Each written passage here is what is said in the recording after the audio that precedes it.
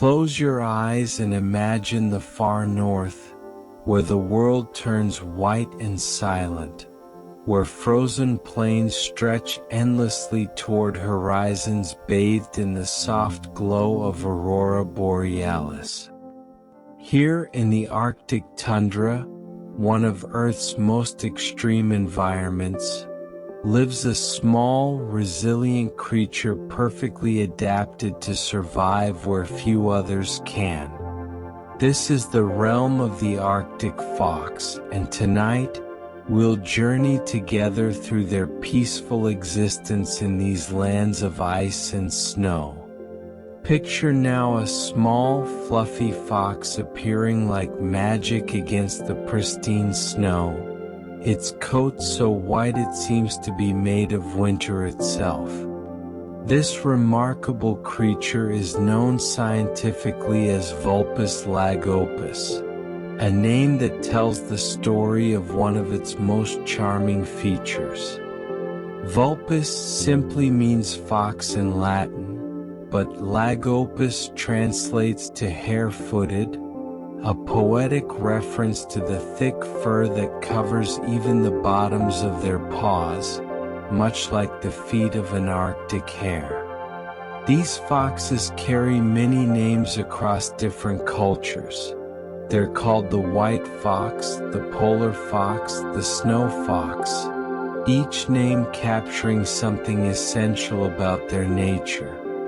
But whatever name you use, you're speaking of one of the most perfectly cold-adapted mammals on Earth, a small canid that has made its home in the most frigid environments our planet offers.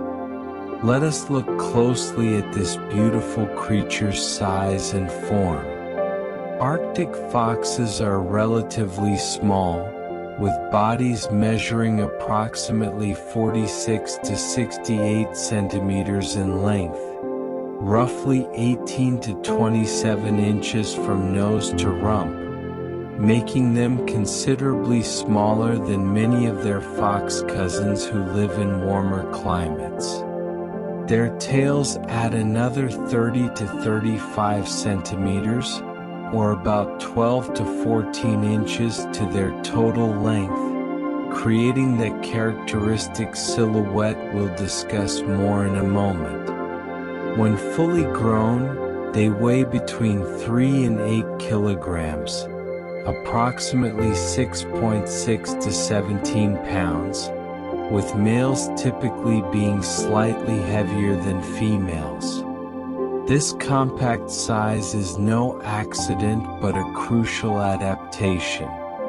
Being smaller means they have less body mass that needs to be kept warm, and their proportions have been refined over countless generations to create the most efficient possible design for conserving precious body heat in their frozen homeland. What truly sets the Arctic fox apart is something you can see even from a distance: its magnificent coat. Their fur is extraordinarily thick and provides the best insulation of any mammal on Earth. Better than a polar bear's, better than a musk ox's, better than any other creature that walks, swims, or flies. This fur is not a single layer but a complex, multi-layered system. Close to their skin lies a dense undercoat of fine, soft hairs that trap air and create an insulating cushion of warmth. Over this sits a layer of longer guard hairs that repel moisture, shed snow, and provide the color we see from outside. During winter, this coat becomes so thick and luxurious that it transforms the fox into a fluffy ball that seems to float across the snow. The density of this fur is astonishing. It keeps their body temperature at a comfortable 104 degrees Fahrenheit even when the air temperature plummets to 70 degrees below zero. Now look down at their feet and you'll see one of their most endearing adaptations. The soles of their paws are completely covered in thick fur, like built-in snow boots or natural snowshoes. Most mammals have bare paw pads that directly contact the ground, but Arctic foxes have evolved this remarkable furry covering that serves multiple essential purposes. The fur insulates their feet from the frozen ground and snow, preventing dangerous heat loss through their paws.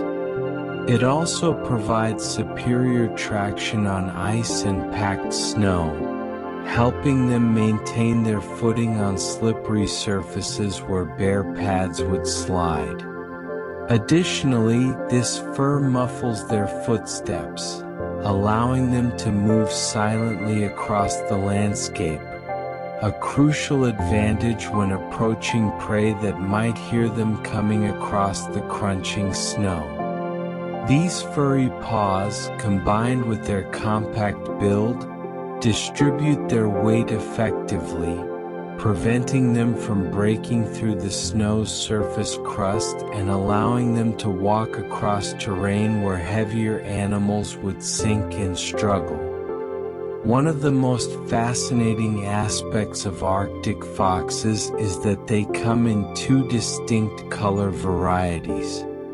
There are two genetically determined color morphs, white and blue. The white morph is by far the most common, representing about 99% of Arctic fox populations across their range. These white foxes undergo dramatic seasonal color changes. Their coat is pure, brilliant white during winter, providing perfect camouflage against snow and ice. But as summer arrives and the snow melts, their fur transforms into brown or gray tones along the back with lighter coloring on the belly, helping them blend with the rocky vegetation-dotted summer tundra. The blue morph, though less common, is equally beautiful. These foxes display dark blue, brown, or charcoal gray coloring year-round, never turning white regardless of season. On certain islands, particularly the Aleutian and Pribilof Islands, the blue phase is actually more common than the white, creating local populations where these darker foxes predominate. Both color morphs can occur in the same litter of pups, and both are perfectly adapted to survive, though each has slightly different camouflage advantages depending on their environment. Arctic foxes molt, shed and regrow their fur twice each year, a remarkable transformation that ensures they're always wearing the perfect coat for current conditions. The process begins in early spring around April when their long, thick winter fur starts to shed. By late June, they've completed their transition to summer pelage, a shorter, thinner coat in browns and grays that's still insulating but doesn't cause them to overheat during the relatively warmer summer months when temperatures might climb all the way up to 50 degrees Fahrenheit. As autumn approaches in September and October, they begin growing their winter coat again, gradually transforming back into the thick, white or blue-gray bundle of fur that will see them through another dark, cold winter. This molting process is triggered by changing day length rather than temperature, ensuring that their coat color matches their surroundings before the seasonal transitions are complete. That magnificent tail deserves special attention. Their tails are large, bushy, and extraordinarily fluffy, measuring 30 to 35 centimeters long, nearly as long as their entire body. This isn't merely for aesthetic appeal but serves as one of their most important survival tools. When an Arctic fox settles down to rest or sleep, it curls up into a tight ball and wraps this magnificent tail completely around its body, covering its face and tucking its nose and feet beneath its warmth. The tail acts like a portable blanket, a living scarf that provides an extra layer of insulation over the most vulnerable parts of their body. Their face, where their nose is exposed, and their feet, which remain in contact with the frozen ground. During fierce winter storms, when temperatures drop to their lowest extremes and wind howls across the tundra, this tail-wrapping behavior can mean the difference between surviving the night and succumbing to the cold. It's both beautiful and functional, like so much of the Arctic fox's design. Arctic foxes have short, rounded ears, a short muzzle, and an overall compact, stocky body shape. All crucial adaptations that follow a biological principle known as Allen's rule. In cold climates, animals tend to have shorter appendages and more compact body shapes to minimize the surface area from which heat can escape. Compare an Arctic fox to a fennec fox from the Sahara Desert, and you'll see this principle in action. The fennec has enormous ears that help it dissipate excess heat, while the Arctic fox's small, rounded ears are barely visible in its thick fur, reducing heat loss to an absolute minimum. Their short muzzle means less nose exposed to frozen air, and their compact build, with relatively short legs and a rounded body, gives them the lowest possible surface area to volume ratio. Every aspect of their anatomy has been sculpted by the relentless pressure of their environment, creating a creature so perfectly designed for extreme cold that they don't even begin to shiver until temperatures drop below -70 degrees Celsius, about -94 degrees Fahrenheit, a temperature that would kill most other mammals within minutes. Let your breathing slow and deepen as we rest here in the quiet Arctic with these beautiful creatures, warm in their perfect coats, curled peacefully in their dens, insulated from the cold world outside. Now that we've come to know the Arctic fox's remarkable physical form, let us discover where these beautiful creatures make their home. Not just geographically but the very ground beneath their feet, the shelters they've created over centuries.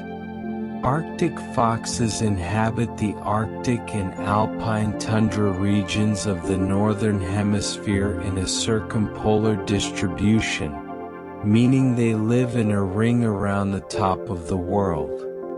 You can find them across northern Canada, particularly in the Northwest Territories and along coastal areas, throughout Alaska, across Greenland's vast ice-covered expanse, in Iceland surrounded by open ocean, throughout northern Europe including Scandinavia, across the Russian Arctic, in Svalbard and other Arctic islands, and throughout northern Asia.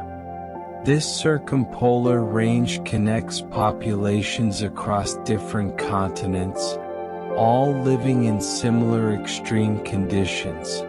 Open, treeless plains where temperatures can plummet to -50 degrees Celsius or colder, where winter darkness lasts for months, and where only the most adapted creatures can survive.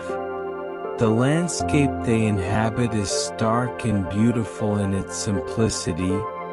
Vast expanses of tundra, frozen plains dotted with rocks and low-growing vegetation, coastal areas where land meets sea ice, mountainous regions at high elevations sometimes reaching 9,800 feet above sea level.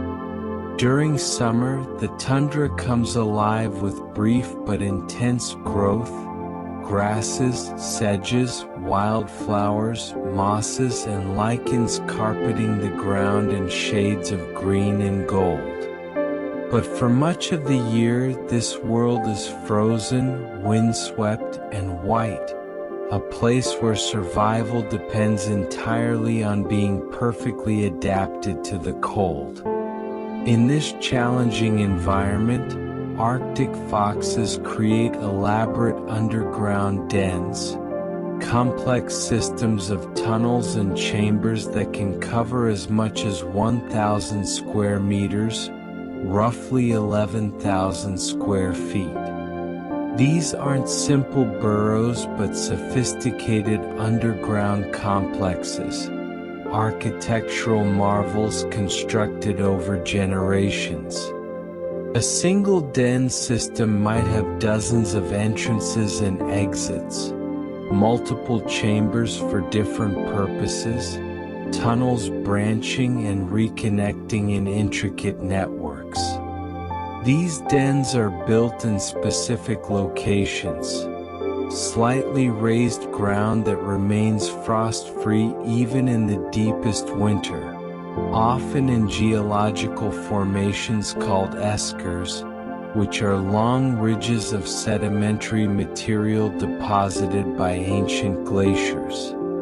The sandy, well-drained soil of riverbanks and hillocks also makes ideal denning sites, places where the foxes can dig deep without encountering permafrost.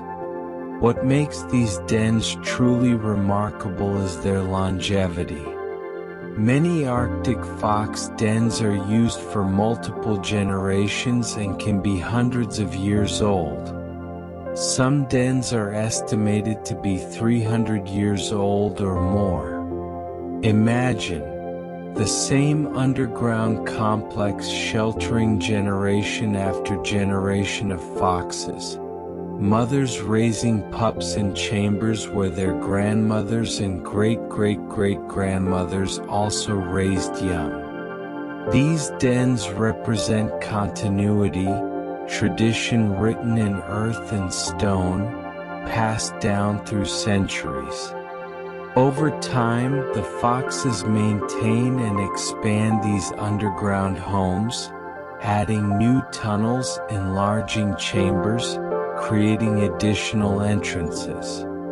The nutrient-rich soil around these ancient dens, fertilized by generations of fox activity, creates visible vegetation patches on the tundra, green oases that stand out against the surrounding landscape, marking the location of these ancestral homes. Arctic foxes prefer dens that are easily accessible with many entrances, and these entrances often face southward toward the sun to maximize warmth. This southerly exposure isn't random but reflects thousands of years of trial and error, of foxes learning which orientation provides the most comfort. Southern-facing entrances catch whatever sunlight is available during the brief Arctic days, warming the den opening and the tunnels immediately inside. Multiple entrances serve crucial functions. They provide escape routes if danger enters one opening, they allow air circulation through the tunnel system, and they give the foxes options for entering and exiting based on wind direction and weather conditions. Some dens have been documented with over 100 entrance holes, creating a maze-like network that only the resident foxes fully understand. Within this underground realm, Arctic foxes display fascinating social behavior. They are primarily monogamous during the breeding season, forming pair bonds to raise their young together. A typical family group consists of one adult male, one adult female, their current litter of pups, and often a young female from the previous year, a daughter who stayed with her parents to help raise her younger siblings before eventually leaving to find a mate and territory of her own.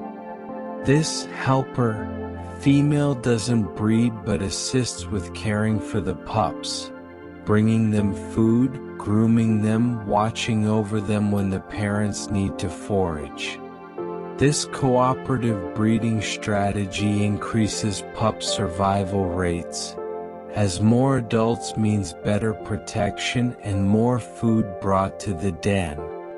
When prey is abundant, Arctic fox social structures can become even more complex, with larger groups forming to guard territories more effectively.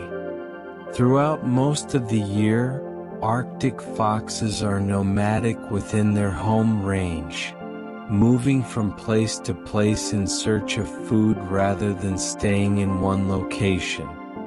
Male Arctic foxes typically maintain larger territories than females, sometimes overlapping with the territories of multiple females. These foxes don't follow rigid boundaries but move fluidly across their range, their patterns shaped by where food can be found, where shelter is available, and what season it is. During the breeding season, they become more settled, establishing and defending the area around their den. But outside of this period, they're wanderers traveling considerable distances, sometimes venturing out onto sea ice during winter, following polar bears and other large animals, covering miles of frozen ocean in search of food scraps.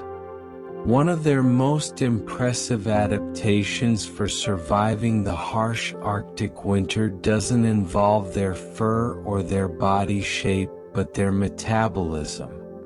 Arctic foxes don't hibernate, but they can slow down their heart rate and metabolism to conserve energy during severe weather or when food is scarce. When conditions become particularly harsh, during blizzards, extreme cold snaps, or periods when they cannot find food, an Arctic fox can dig a snow den and hunker down for up to 2 weeks, entering a state somewhat like torpor. During this time, their metabolic rate drops, their heart beats more slowly, their body temperature decreases slightly, and they burn through their fat reserves very slowly. It's not true hibernation like a bear experiences, but a short-term energy-saving mode that allows them to weather the worst conditions without starving. Once the weather improves or their energy reserves run low enough that they must search for food, they emerge from their snow den and resume their nomadic lifestyle, moving across the tundra in their eternal search for sustenance. Feel yourself settling now into your own safe shelter, your own warm den, letting your metabolism slow as you prepare for rest, your heart rate dropping, your breathing deepening, entering that peaceful state where nothing matters but sleep. Arctic foxes reach sexual maturity at approximately 10 months of age, remarkably early for a mammal of their size.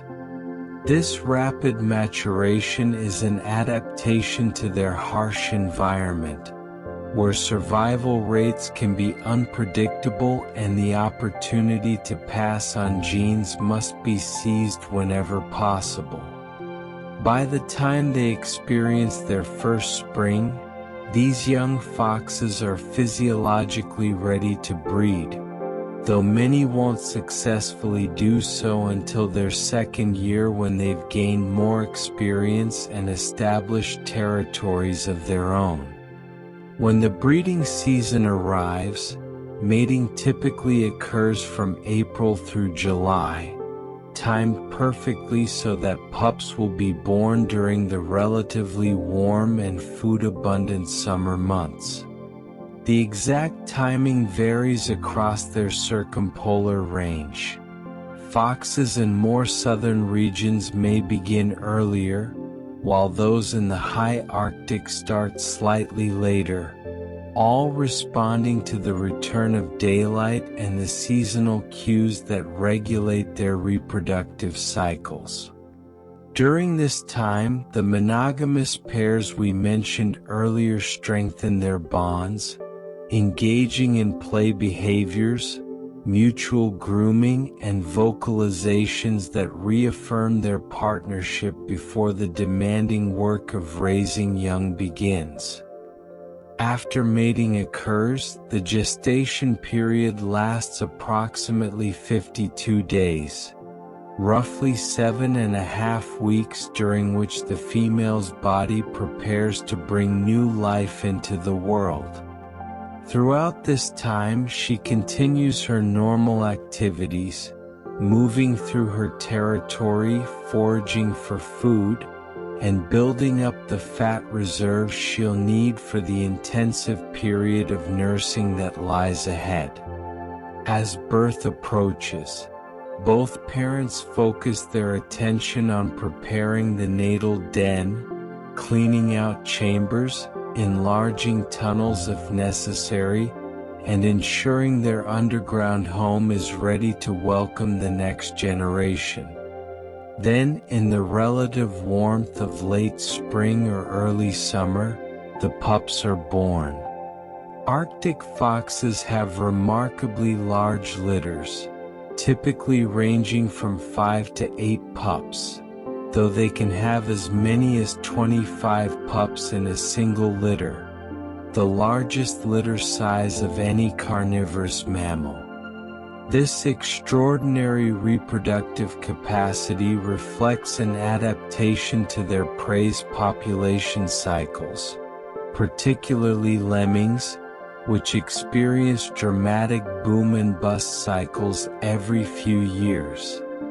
In years when lemmings are abundant and food is plentiful, Arctic fox mothers can support these enormous litters, producing many offspring who have a good chance of survival. In lean years when food is scarce, litters tend to be smaller, and sometimes Arctic foxes don't breed at all, their bodies wisely conserving resources rather than attempting to raise pups who would likely not survive.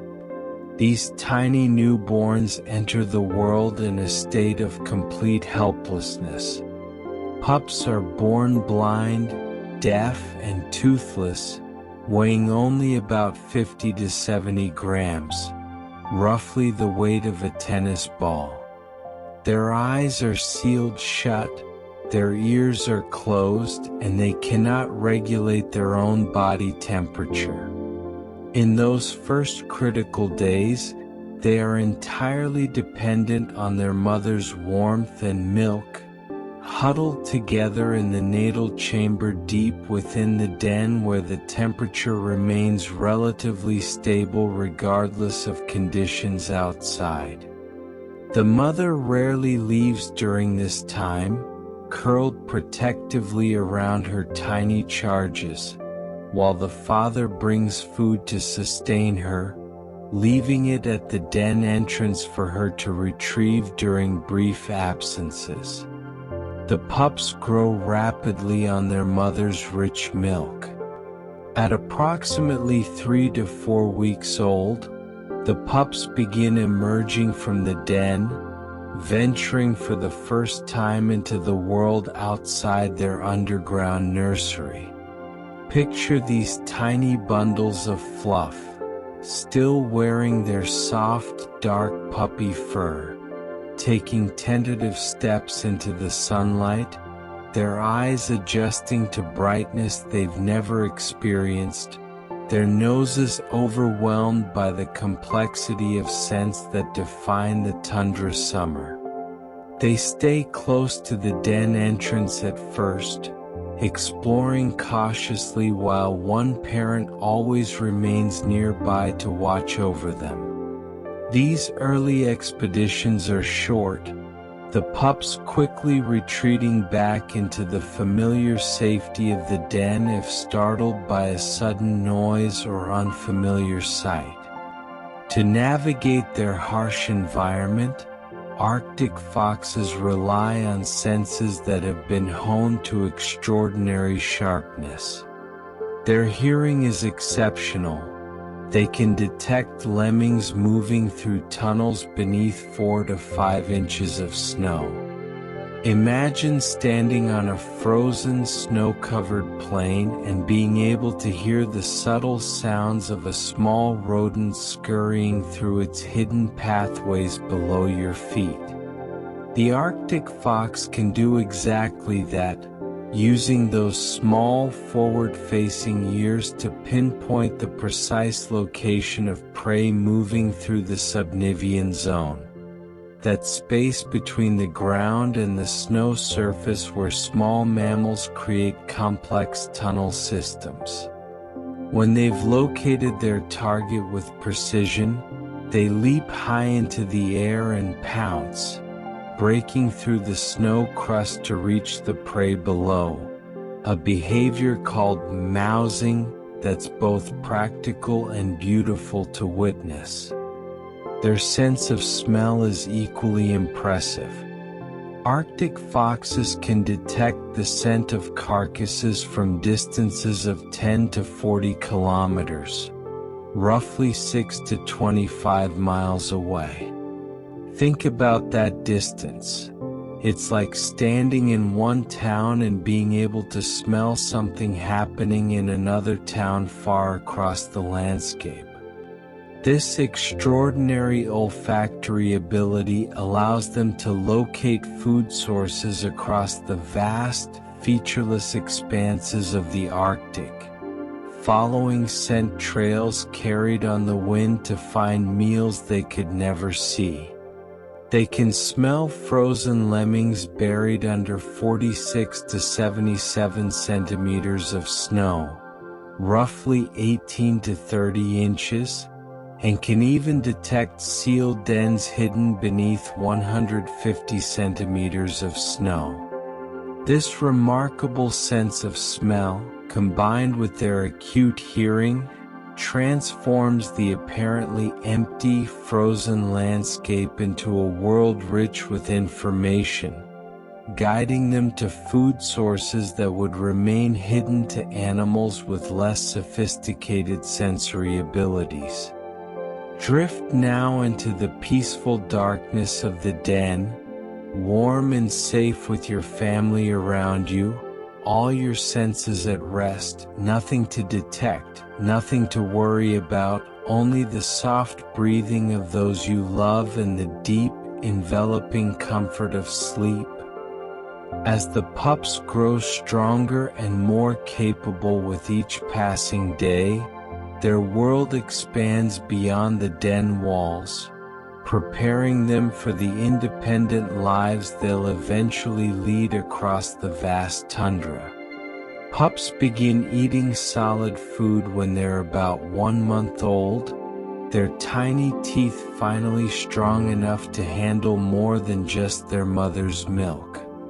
At first, the parents bring small pieces of meat to the den entrance, soft, easily manageable morsels that the pups can chew and swallow without difficulty. The transition is gradual. the pups still nursing frequently while simultaneously learning to process this new type of nourishment. By about 45 days, roughly 6 weeks of age, the pups are fully weaned, no longer dependent on their mother's milk but eating entirely solid food. Their digestive systems have adapted, their teeth have grown stronger, and they're ready to consume the same diet that sustains their parents through the long Arctic year. As summer progresses and the pups continue to mature, their independence grows. Around 3 months of age, pups begin to hunt and range away from the den, taking their first tentative journeys into the world beyond their immediate home. These early expeditions start small, perhaps just a few dozen meters from the den entrance, but gradually extend farther as the pup's confidence grows. They practice the hunting techniques they've observed in their parents. The patient stalking, the careful listening for movement beneath the snow, the explosive pounce. Many of their early attempts fail, but each failure teaches them something, refining their skills through trial and error until they become proficient enough to feed themselves. Family units gradually break up during September and October, a gentle dissolution of the bonds that have sustained the pups through their first summer. By this time, the young foxes are 5 to 6 months old, fully capable of surviving on their own, their thick winter coats growing in to protect them from the approaching cold. The parents don't drive them away but simply become less attentive, gradually encouraging independence.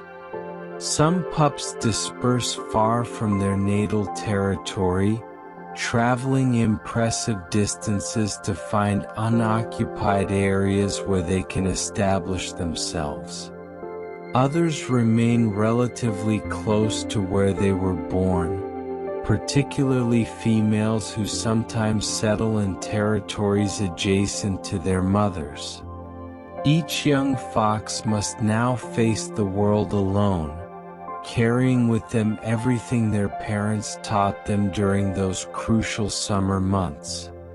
The dispersal is necessary because winter is approaching, and the tundra cannot support large concentrations of foxes in a single area. During midwinter, Arctic foxes lead a mostly solitary existence, except when they occasionally congregate at the carcasses of large animals where multiple foxes might temporarily share a meal. The cooperative family structure that defines summer gives way to independent survival, each fox responsible for finding its own food, maintaining its own body heat, and weathering the long, dark winter alone. This solitary winter existence is not loneliness but a practical adaptation.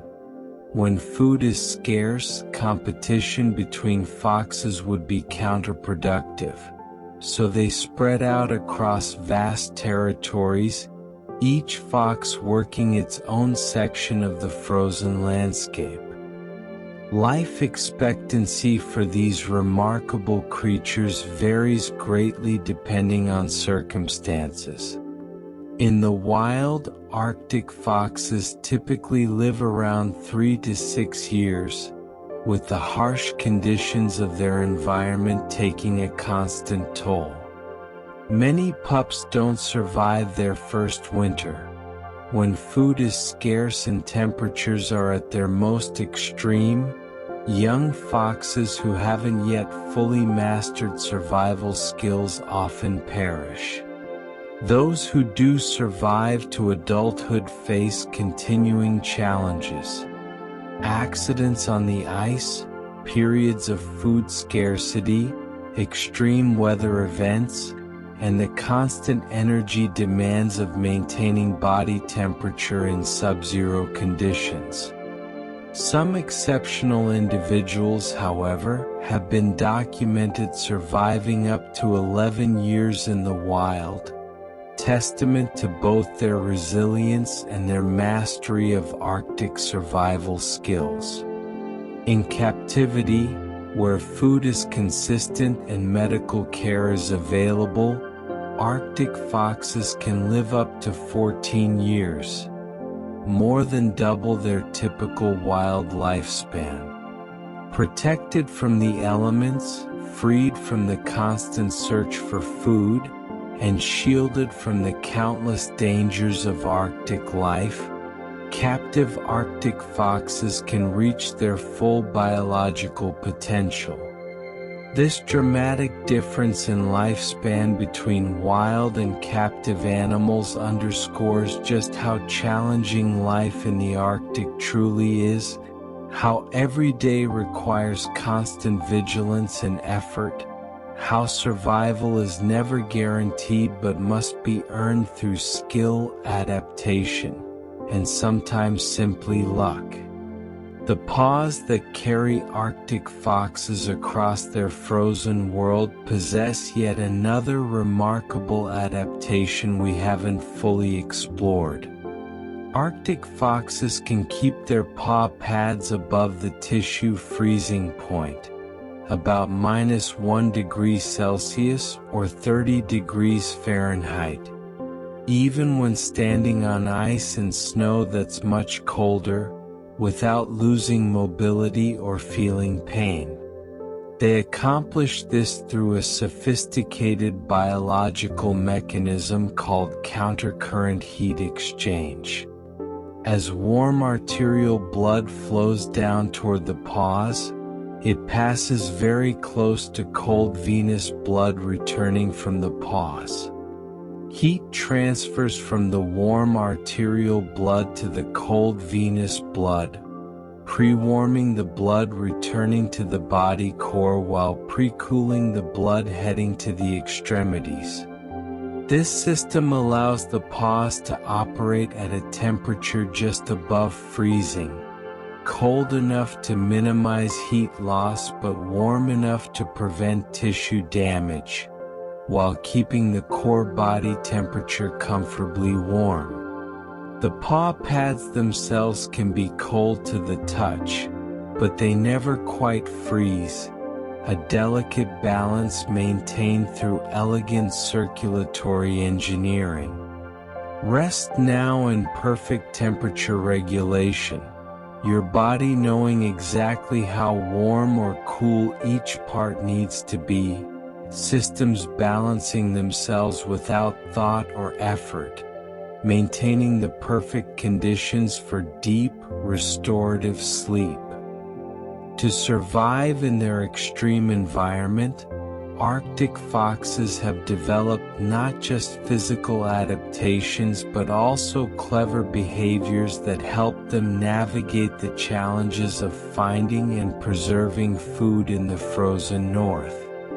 One of their most important survival strategies involves planning for the future.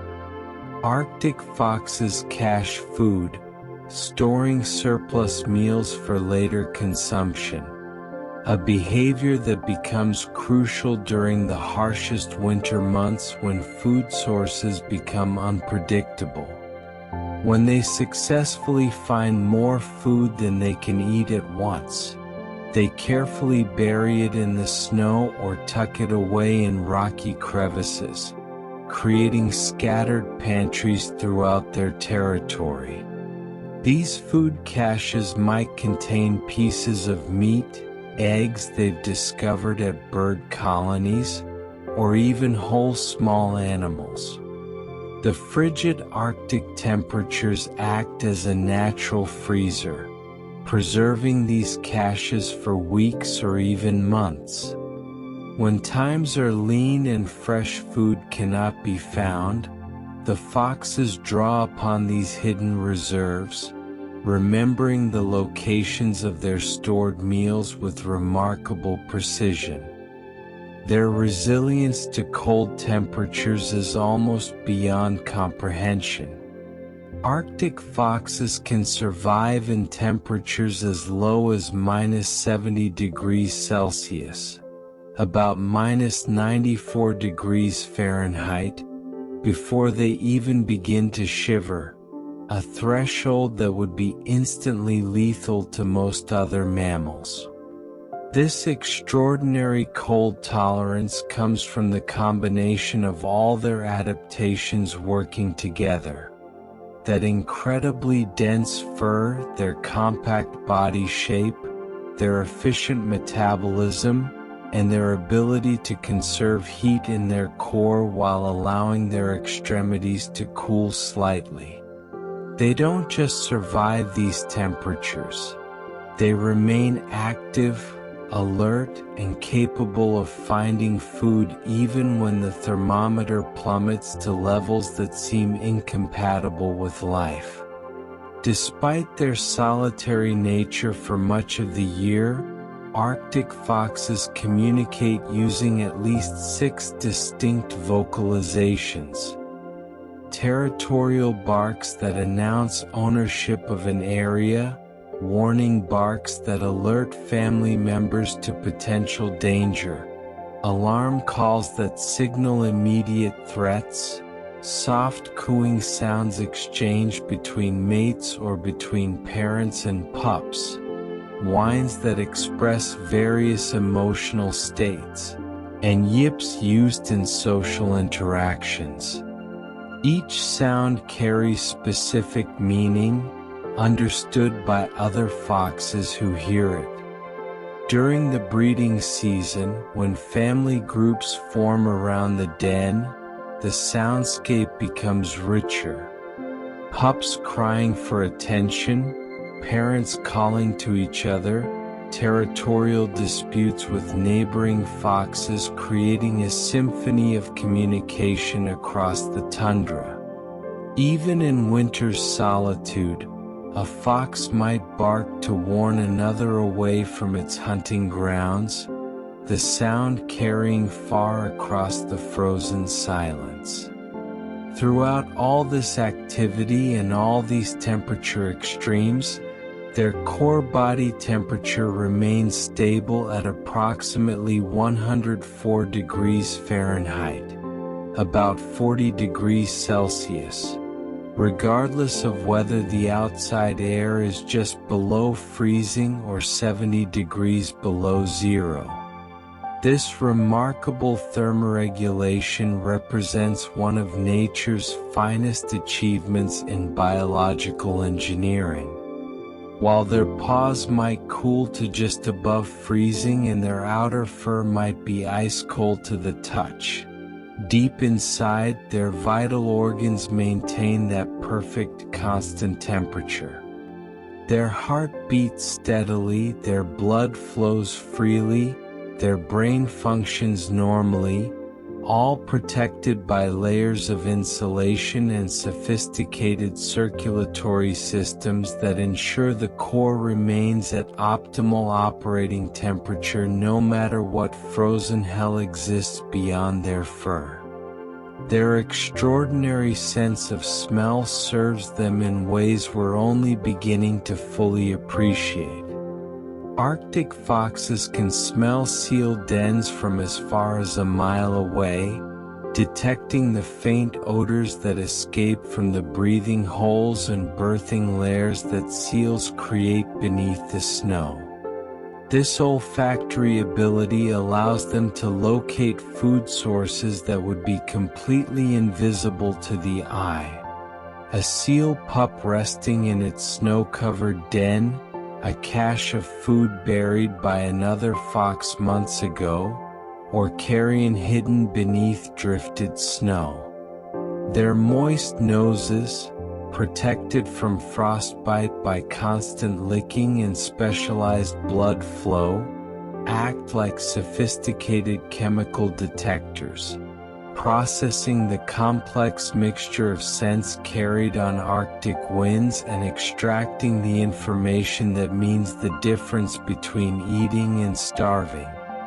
During the darkest, coldest months when their own food sources become scarce, Arctic foxes have learned to follow a much larger neighbor. They sometimes follow polar bears on hunting trips, waiting patiently at a safe distance for an opportunity to scavenge the leftovers from the bear's meals.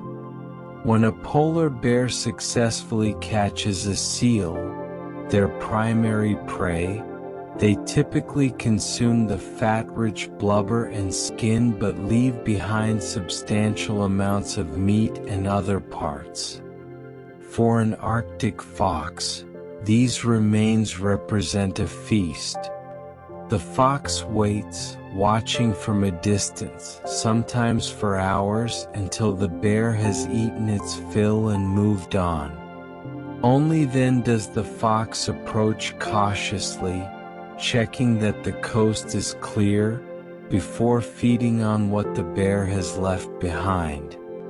This scavenging relationship requires no cooperation from the bear, who is generally unaware or indifferent to the small fox trailing behind, but it provides crucial nutrition to the fox during periods when finding their own prey would be difficult or impossible. To help them survive extended periods without food, Arctic foxes accumulate a thick layer of body fat, particularly during autumn when food is most abundant. This subcutaneous fat, the fat layer directly beneath their skin, serves dual purposes. First, it provides additional insulation, creating another barrier between their warm core and the frozen world outside. Second, and perhaps more importantly, it acts as an energy reserve that can be metabolized during times of scarcity. During winter, when days or even weeks might pass between successful meals, the fox's body slowly breaks down these fat reserves, converting them into the energy needed to maintain body temperature, power their muscles, and keep their brain functioning. A well-fed fox entering winter with substantial fat reserves has a far better chance of surviving until spring than a thin one, making autumn feeding success crucial to winter survival. Settle deeper now into your own reserves, feeling the abundance you've accumulated, knowing you have everything you need to weather any storm, all resources available, all systems sustained, drifting peacefully into the deep rest where energy is conserved and restored. Arctic foxes are not merely survivors of their frozen world. They are travelers, wanderers, nomads of the ice who journey across distances that seem impossible for such small creatures. Arctic foxes can travel up to 155 kilometers in a single day, nearly 96 miles in just 24 hours. Imagine that distance. It's like walking from one city to another far across the horizon, all in a single day's journey. This extraordinary traveling ability was documented when researchers fitted a young female Arctic fox with a GPS tracking collar in Svalbard, Norway, and followed her epic journey. She moved with determination and purpose, sometimes covering these vast distances as she crossed frozen seas and barren lands, her small paws carrying her hour after hour across terrain that would exhaust most creatures. This isn't an occasional burst of speed but sustained traveling, maintaining a pace that allows her to cover ground while conserving enough energy to continue day after day. When young foxes leave their parents' territory to find their own place in the world, they embark on journeys of astonishing scope. Young dispersing Arctic foxes can cover up to 4,800 kilometers, nearly 3,000 miles, within a single year as they search for unoccupied territory where they can establish themselves. That tracked female from Svalbard eventually traveled 3,506 kilometers over just 76 days, crossing from Norway to Greenland and finally to Ellesmere Island in northern Canada. She walked across sea ice, traversed glaciers, navigated featureless white expanses where no landmarks existed to guide her, somehow knowing which direction to travel. How they navigate these incredible journeys remains a mystery to scientists. They may follow ice ridges, use scent carried on the wind, orient themselves by magnetic fields, or rely on senses we don't yet fully understand. But navigate they do, these small foxes crossing the top of the world with confidence and purpose. While Arctic foxes spend much of their lives solitary, they are actually nomadic animals that travel in small groups called a skulk or a leash when they do gather together. These poetic collective nouns, a skulk of foxes, a leash of foxes, capture something essential about how they move through their world. During certain seasons or when following food sources, multiple foxes might travel together, maintaining loose associations as they journey across the tundra or out onto the sea ice. These groups are typically small, perhaps just a few individuals, moving in the same general direction, hunting in proximity to one another, sharing the vast frozen landscape as temporary companions before eventually dispersing again into solitude. Among all their remarkable qualities, Arctic foxes hold a unique distinction. They are the only mammal native to Iceland.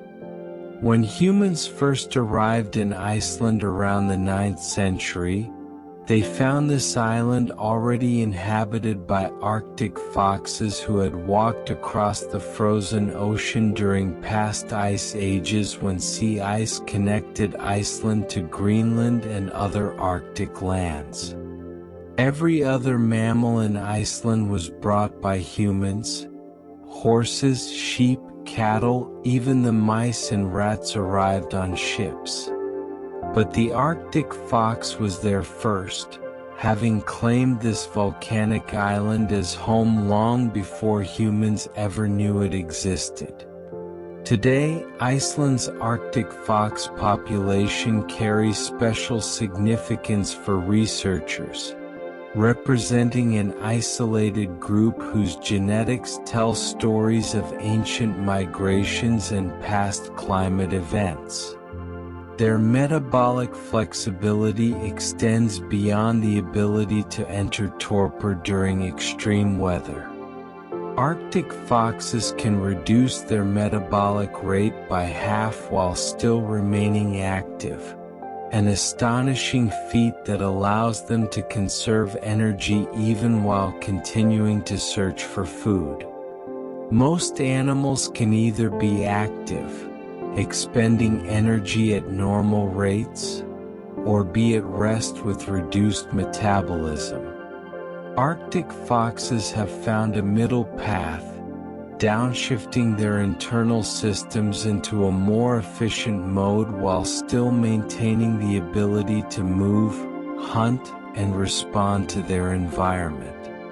It's like being able to drive a car in a super efficient mode that uses half the fuel while still maintaining reasonable speed and responsiveness. This adaptation becomes crucial during winter periods when food is scarce and every calorie must be carefully budgeted. The areas around Arctic fox dens become visible from considerable distances across the tundra, and there's a beautiful reason why.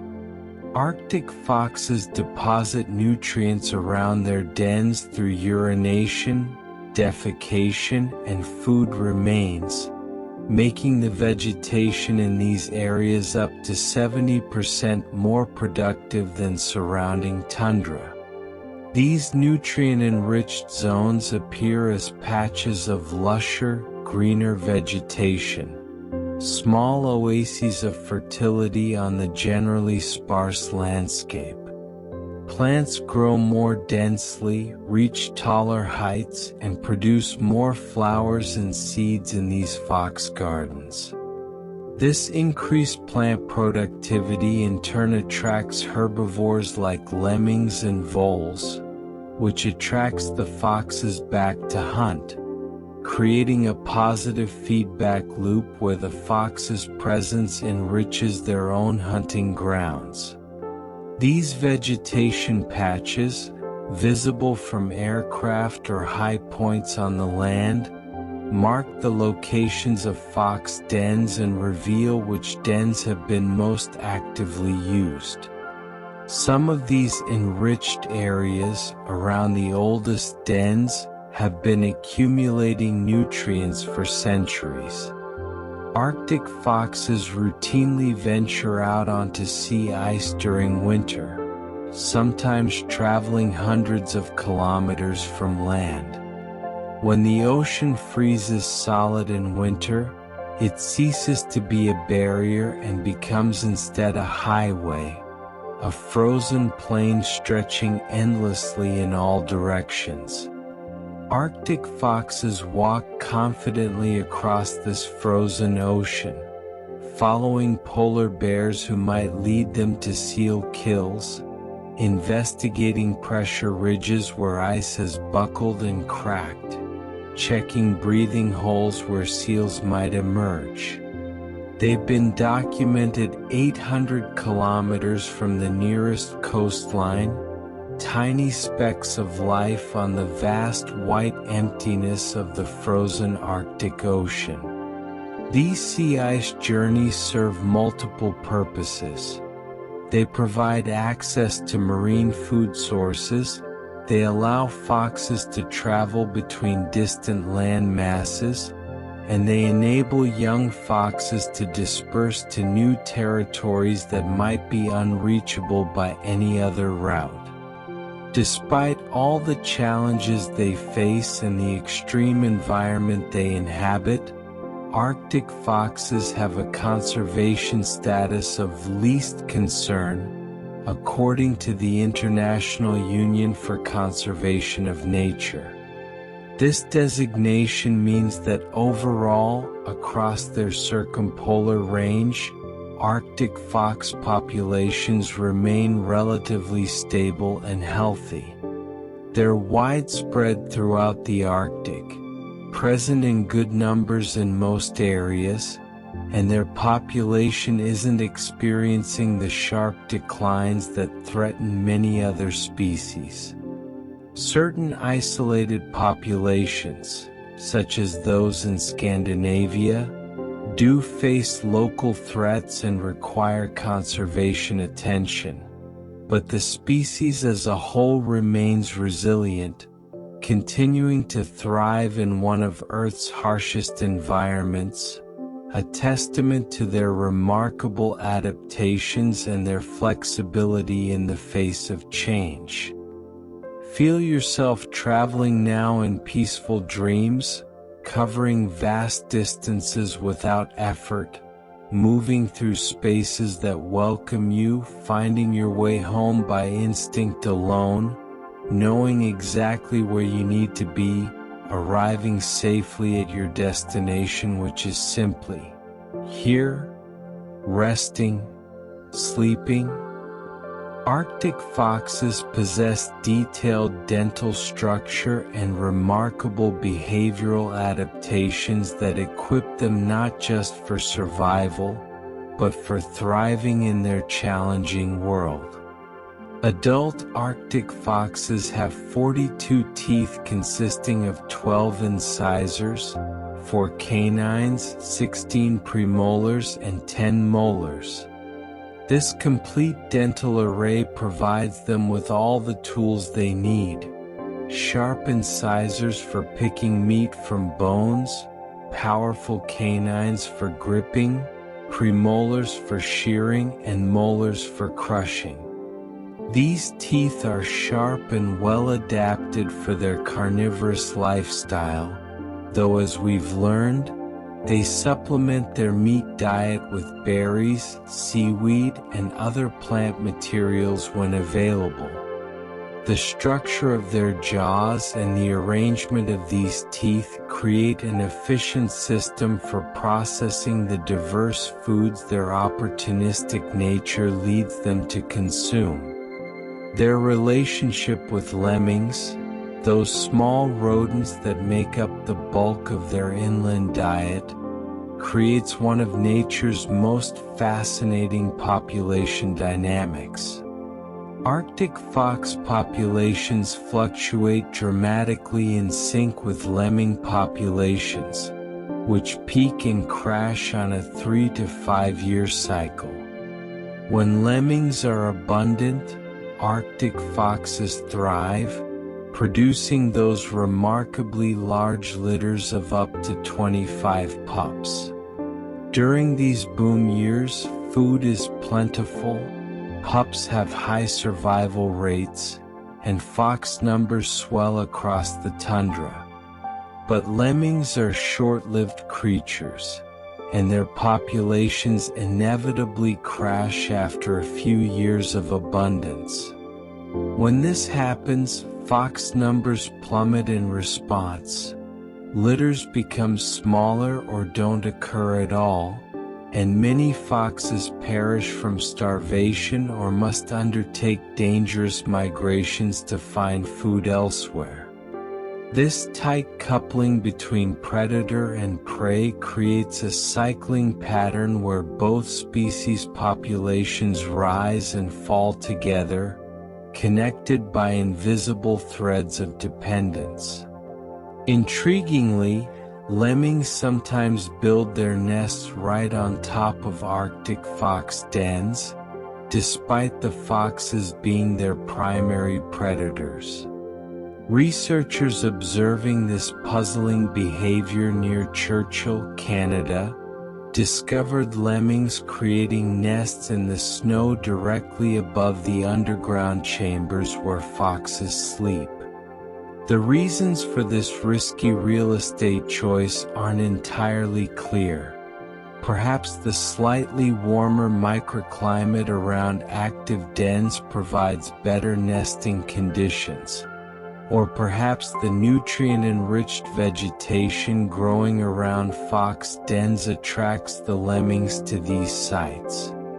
It's one of nature's many paradoxes. Prey choosing to live literally on top of predator, both species coexisting in an uneasy balance where proximity somehow benefits them both. While Arctic foxes spend most of their time on solid ground or ice, they are capable swimmers and can swim up to 2 kilometers, about 1.2 miles, when necessary. They don't swim frequently, but when they need to cross between sections of broken sea ice, traverse rivers and lakes during summer, or escape danger, they take to the water without hesitation. Their dense coat provides some buoyancy, helping them stay afloat, though they're not particularly fast swimmers.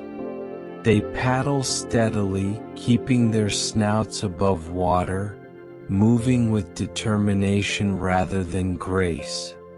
When catching fish or marine invertebrates in coastal areas, they typically keep all four paws on solid ground, standing at the edge of rock pools and thrusting their heads underwater rather than fully immersing themselves. Underneath their thick white fur, Arctic foxes have dark skin, an adaptation they share with polar bears. This dark pigmentation serves an important thermal purpose. Dark colors absorb heat from sunlight more effectively than light colors. Even though their outer fur is white for camouflage, beneath that insulating layer, their skin is soaking up whatever solar radiation penetrates through. On sunny Arctic days, this absorbed heat helps maintain their core temperature, reducing the metabolic energy they must expend to stay warm. It's another example of the layered, multifaceted approach these foxes take to thermoregulation.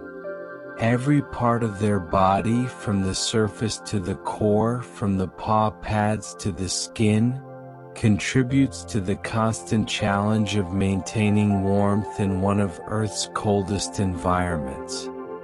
Arctic foxes engage in play behaviors, particularly when young. Pups play fight, chase each other, and practice pouncing, activities that look like pure fun but actually serve crucial developmental purposes. Through play, they refine the motor skills they'll need for actual hunting, learning to judge distances for leaps, developing the coordination required for accurate pounces, building the strength and stamina needed for sustained activity in deep snow.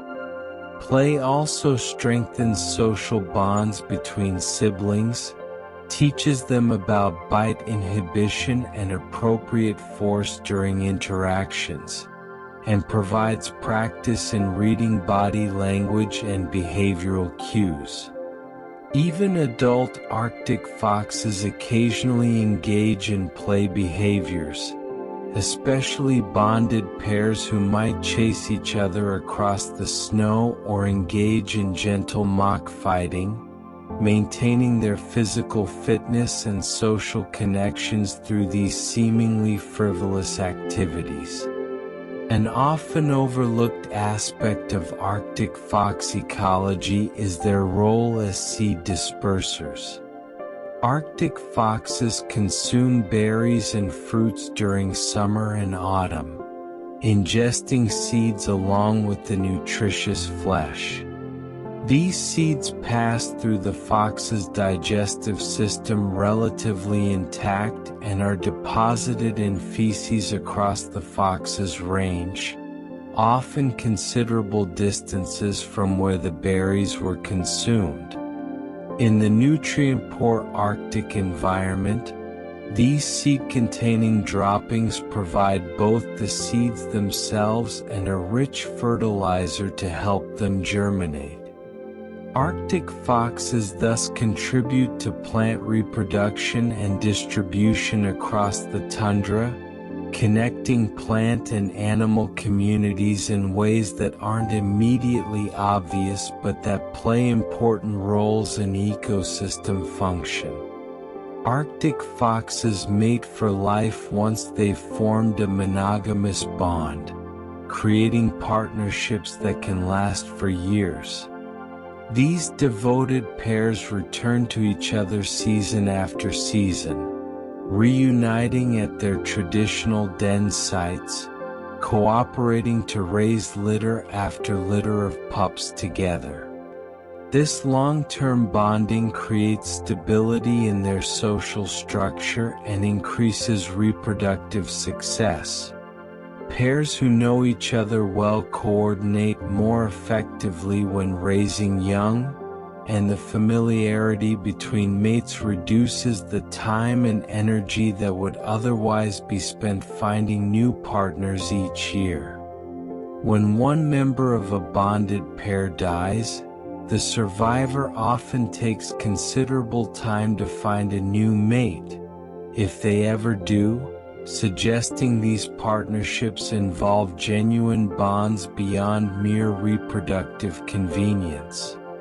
Settle into the comfort of companionship now, whether surrounded by others or peacefully alone, knowing that connections, when they form, can last a lifetime, that loyalty and devotion are written into the fabric of the natural world, that love in its many forms exists everywhere, even in the coldest places.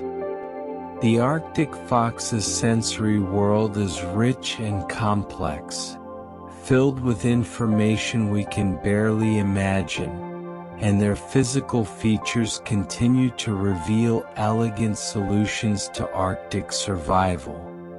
Arctic foxes have whiskers not just on their face but also on their legs, a remarkable sensory adaptation that serves them in unexpected ways. These leg whiskers, technically called vibrissae like their facial counterparts, help the foxes determine whether an opening or space is too small for them to fit through. As they move through their environment, squeezing between rocks, navigating narrow passages in den systems, or moving through dense vegetation, these leg whiskers act as spatial sensors, detecting contact with surfaces and providing the fox's brain with precise information about the dimensions of the space around their body. Combined with their facial whiskers that detect air movement and help them sense nearby objects even in complete darkness, these leg whiskers create a sophisticated touch-based navigation system that complements their other senses. Their eyes hold another fascinating adaptation. Arctic foxes have vertical pupils, narrow slits rather than round pupils, that can adjust from wide open in low light to tightly closed horizontal slits in bright conditions. This gives them exceptional night vision, crucial for a species that must remain active during the long Arctic winter when darkness lasts for months. The vertical pupil design allows for very fine control over how much light enters the eye, opening wide to capture every photon during twilight and nighttime hunting, but constricting to protect the sensitive retina during the bright glare of summer days or when sunlight reflects blindingly off snow.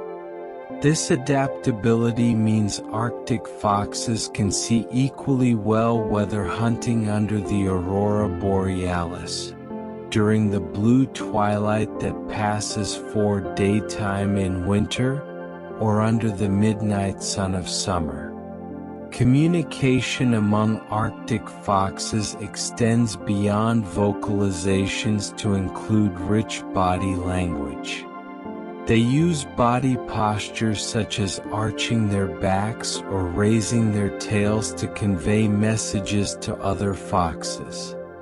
An arched back with raised fur makes a fox appear larger and more threatening, a warning to rivals or intruders to keep their distance. A raised tail held high signals confidence and dominance, while a lowered tail tucked between the legs indicates submission or fear. During courtship, bonded pairs engage in elaborate displays involving specific postures, movements, and tail positions that strengthen their bond.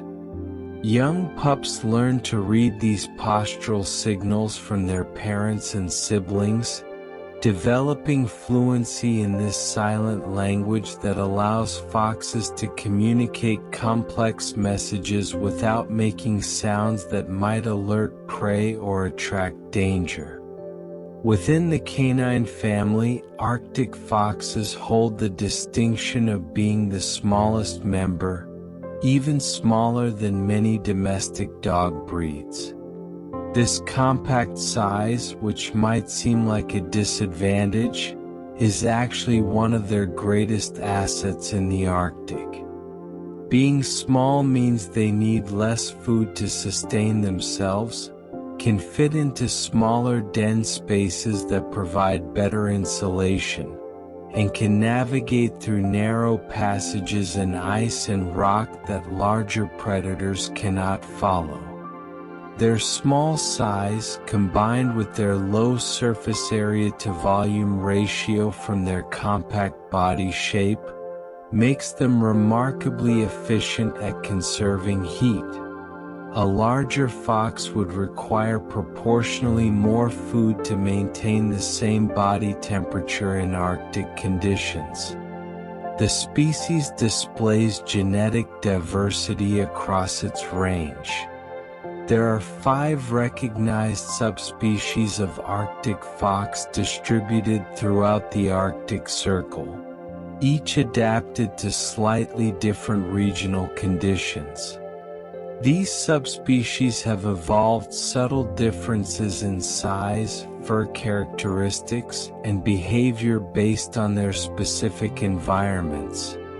Those living on Arctic islands may differ from those on the mainland, and populations separated by thousands of kilometers of tundra have developed their own genetic signatures. This subspecies diversity provides the species with resilience, as different populations may respond differently to environmental changes, ensuring that if one population struggles, others may thrive.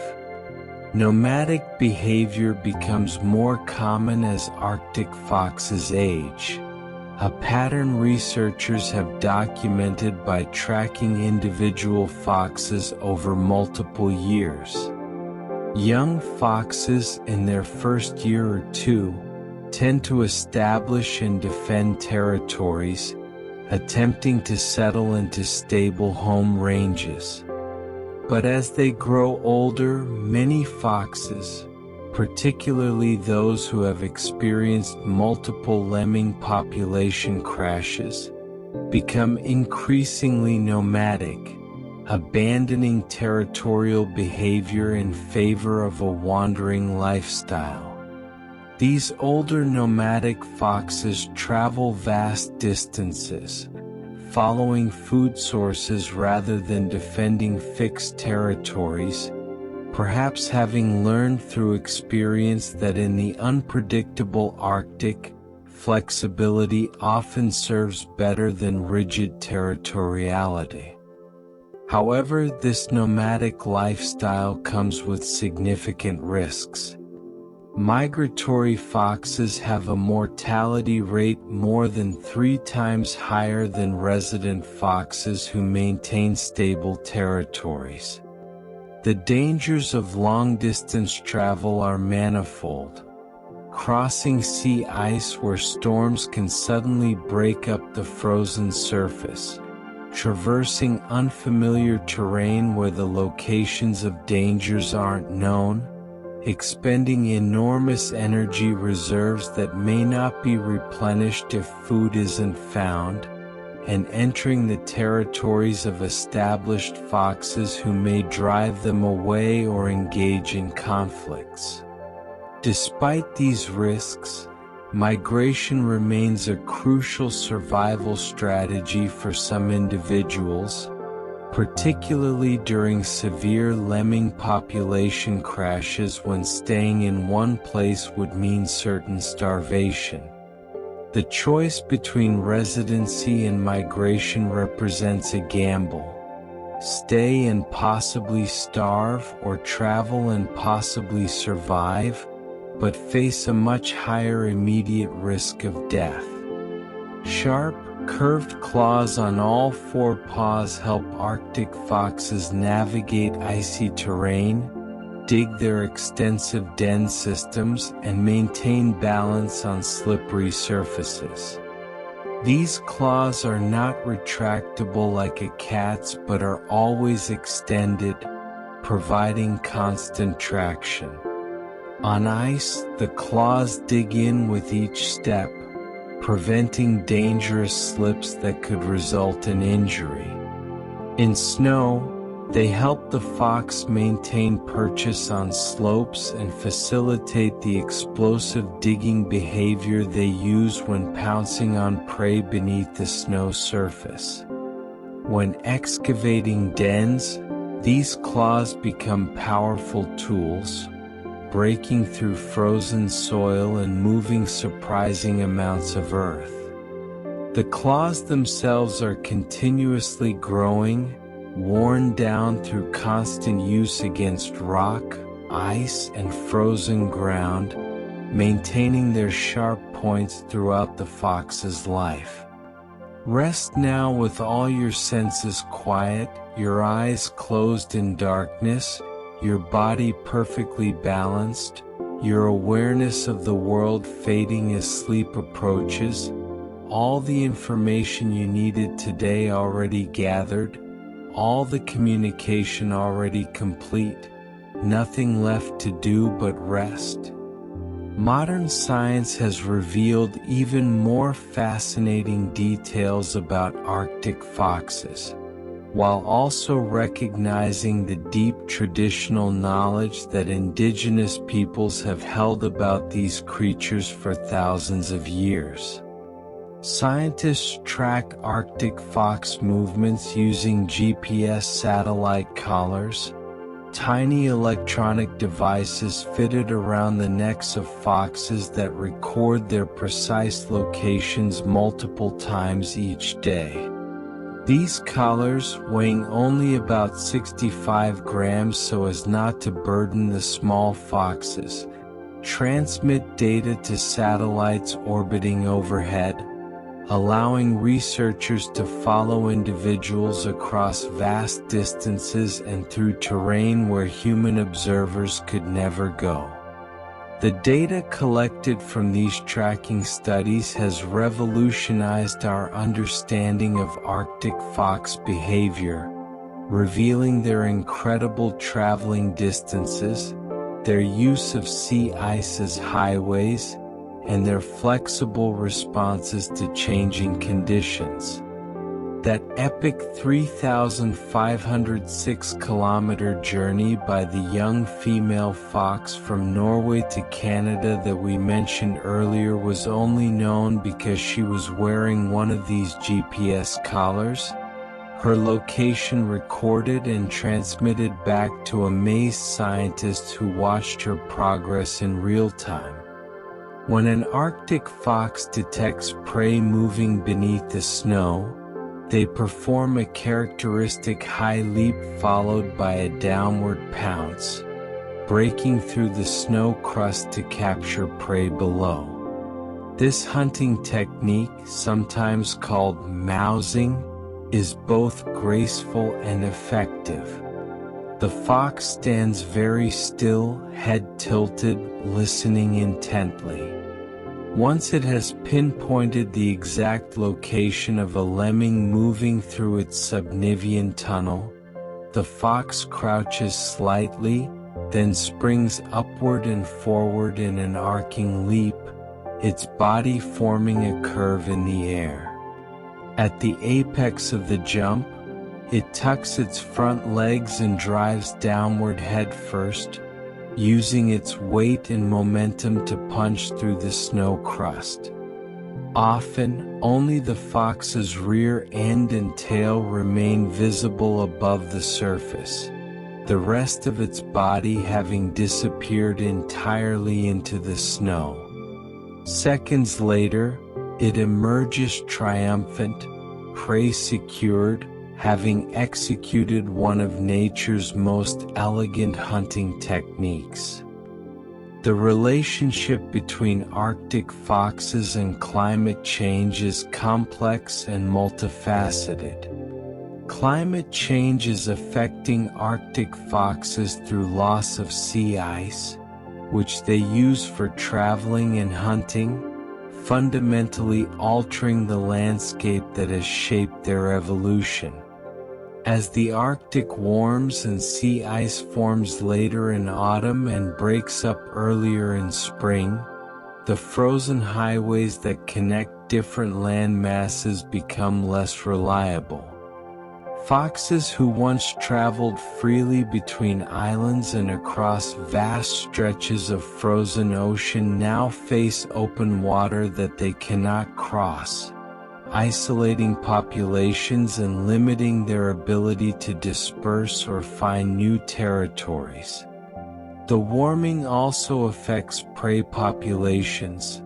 Lemming cycles may be disrupted by changing snow conditions, and the timing of bird nesting seasons may shift, creating mismatches between when foxes need food most and when it's available. One of the most significant challenges Arctic foxes face is competition from a southern neighbor. Red foxes are expanding northward into Arctic fox territory as the climate warms, bringing competition and conflict to regions where Arctic foxes once lived without feline rivals. Red foxes are larger, more aggressive, and more adaptable to varying conditions than their Arctic cousins. Where red foxes establish themselves, Arctic fox populations typically decline.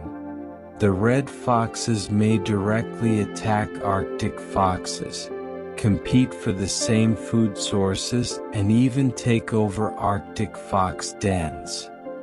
This northward expansion of red foxes represents one of the clearest ways that climate change is reshaping Arctic ecosystems. As species that were once separated by climatic barriers now come into direct contact and competition. Arctic foxes hold deep significance in the cultures of indigenous peoples across the Arctic. Indigenous communities throughout the Arctic have coexisted with Arctic foxes for thousands of years, observing their behaviors, respecting their resilience, and incorporating them into traditional knowledge systems, stories, and practices. Inuit, Yupik, Sami, and other Arctic peoples have accumulated detailed knowledge about Arctic fox behavior, population cycles, denning patterns, and seasonal movements. Information passed down through generations long before Western science began studying these animals. In some cultures, Arctic fox fur has been used for warm clothing, their remarkable insulating properties recognized and valued. Modern conservation increasingly recognizes that indigenous knowledge provides crucial insights that complement scientific research, and that successful Arctic fox conservation must involve and honor the communities who have lived alongside these animals since time immemorial.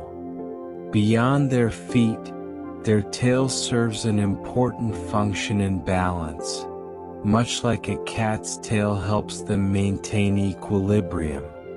When an Arctic fox runs across uneven terrain, leaps between rocks, or navigates narrow ice ridges, that long, bushy tail acts as a counterweight, shifting position to help maintain stability.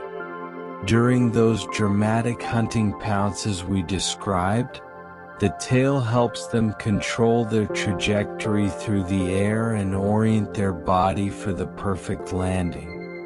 It's yet another example of how this single appendage serves multiple crucial functions: warmth, fat storage, balance. making it one of the most versatile features in the Arctic fox's remarkable anatomy. The transition from dependence to independence happens relatively quickly in the compressed Arctic summer. Young pups typically leave the den and become independent at about 8 to 10 weeks of age, though some may remain near the family territory for several additional weeks or months, particularly females who might eventually settle nearby. This rapid maturation is necessary in an environment where the brief summer growing season doesn't allow for extended childhoods. By 10 weeks old, these young foxes must be capable of finding their own food, avoiding danger, and surviving without parental care, all while preparing for their first winter, which will test every skill they've learned in those short months of life. Arctic foxes have been documented at record distances from land, over 800 kilometers into the frozen Arctic Ocean, following polar bears or searching for food on the vast expanse of sea ice. To find a fox this far from any coastline, wandering across endless white ice under the midnight sun or the winter darkness, speaks to their remarkable confidence and adaptability. Out here there are no landmarks, no shelter except what the ice itself provides in the form of pressure ridges and snow drifts, no guarantee of finding food. Yet Arctic foxes venture into this extreme environment and survive. It demonstrates that for these small canids, the entire Arctic, land, sea, and ice, represents potential habitat, a unified frozen world through which they move with extraordinary freedom. Let yourself drift now across infinite white landscapes of sleep, traveling without effort, moving without destination, perfectly adapted to the environment of rest, your body maintaining all its systems automatically, your mind quiet and peaceful, journeying through the night toward the dawn of tomorrow. As we continue to explore the remarkable lives of Arctic foxes, we discover even more sophisticated strategies they've developed for surviving in their frozen world, and how their bodies prepare for the changing seasons. During autumn and winter, Arctic foxes' body weight increases by more than half, a remarkable transformation that combines both increased fat reserves and the growth of their thick winter coat. A fox that might weigh 7 pounds in summer could reach 11 or even 12 pounds by midwinter, not from overeating but from the natural process of building up the insulation and energy reserves needed to survive the coldest months.